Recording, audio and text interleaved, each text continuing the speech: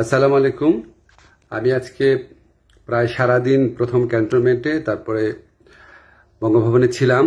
তো আমার internet access ছিল না, আমার ফোনও অনেকক্ষণ বন্ধ রাখতে হয়েছে, তো অনেক খবরই পাই নাই। তো এখন ফেরার পথে এবং ফিরে যে সমস্ত খবর শুনলাম, যে সমস্ত ছবি দেখলাম, আমার জাস্ট বুকটা ভেঙে গেছে। এইভাবে মানুষ বিজয় উদযাপন করে? আমি বলছি না সব জায়গায় হয়েছে, বা কিছু কিছু জায়গায় যে সমস্ত ঘটনা আমি যতটুকু জেনেছি, এটা তো টোটালি আনএক্সেপ্টেবল। আপনার পলিটিক্যাল অপোনেন্টের উপর আপনার রাগ থাকতে পারে, আপনার পুলিশের উপর রাগ থাকতে পারে, এই জন্য এইভাবে নির্বিচার হামলা করা হবে। আর আজকে একটা কথা আপনাদের মনে রাখতে হবে, পুলিশের যারা সদস্য তারা অনেক ছোট চাকরি করে, পুলিশের সবাই খারাপ কাজ করেছে, আর আমরা সবাইকে দোষ দিয়ে দেবো, এটা খুবই ভুল, খুবই ভুল। সবাই অত্যাচার করে নাই, অনেকে বাধ্য হয়ে করেছে, তারা নিচের লেভেলের অফিসার, উপরের লেভেলের অফিসারের কথা শুনতে হয়, নাহলে চাকরি থাকে না। তো আপনাদের তো এই জিনিসগুলো বুঝতে হবে। আপনি নির্বিচারে সমস্ত পুলিশের উপর আক্রমণ করবেন, এটা কিভাবে অ্যাকসেপ্টেবল হতে পারে? আজকে আমি সংখ্যালঘু সম্প্রদায়ের উপর আক্রমণের ঘটনা শুনেছি, আমার পরিচিত সার্কেলেই 2-3টা ঘটনা শুনেছি, যা এটা একটা টোটালি আনএক্সেপ্টেবল জিনিস। এটা হতে পারে না। এটা আপনি যে পশু শক্তির বিরুদ্ধে লড়ে আপনি বিজয় অর্জন করেছেন, আপনি যদি সেরকমই পশু শক্তি দেখান, তাহলে মানুষের কাছে তো এই বিজয়ের আবেদনটা ছোট হবে। আমাদের এই আন্দোলনে সকল ধর্মের, সকল সম্প্রদায়ের মানুষ ছিল। আমার নিজের ছাত্র ছিল হিন্দু সম্প্রদায়ের, হাইকোর্টের লয়ার, ব্যস্ত লয়ার, সব ফেলে রাস্তায় আন্দোলন করতে গেছে। আমি জানি, আমাকে ফোন করেছে। বহু ঘটনা আছে এরকম। এই বিজয়ের এই ক্ষণে বিজয়কে সংহত করতে হয়, ধৈর্য ধরতে হয়, মানুষকে আশা দিতে হয়, সবাইকে বিজয়ে সামিল করতে হয়।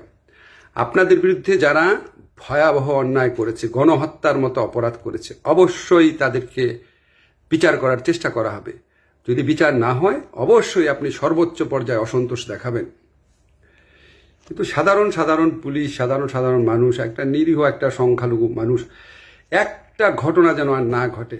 আমার প্রতি যদি আপনাদের বিন্দুমাত্র ভালোবাসা থাকে, যাদের ভালোবাসা থাকে, তারা এই কাজ করবেন না।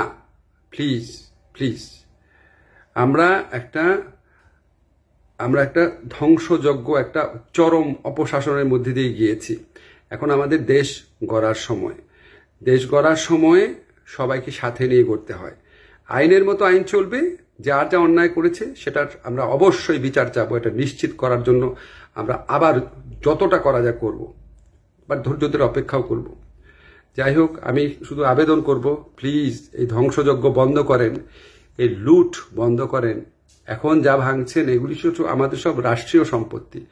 আমার রাষ্ট্রের পুলিশ না থাকলে আপনি বাসায় থাকতে পারবেন? আপনি তাদের, আপনার পক্ষে সম্ভব এটা?